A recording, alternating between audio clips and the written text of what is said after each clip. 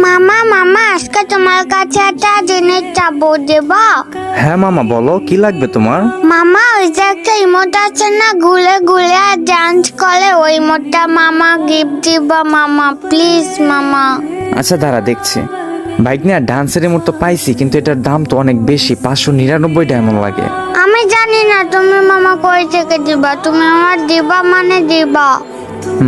কি করা যায়? ও হ্যাঁ, 100% টপ আপ বোনাসের না একটা ইভেন্ট আসছে।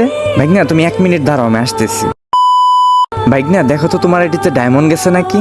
হ্যাঁ হ্যাঁ মামা, আমার আইডিতে 1090 ডায়মন্ড আইছে। হ্যাঁ, এখন 100% টপ আপ বোনাসের ওইখান থেকে তুমি আরো 1000 ডায়মন্ড ক্লাইম করো, দেন হচ্ছে ইমোটটা কিনো।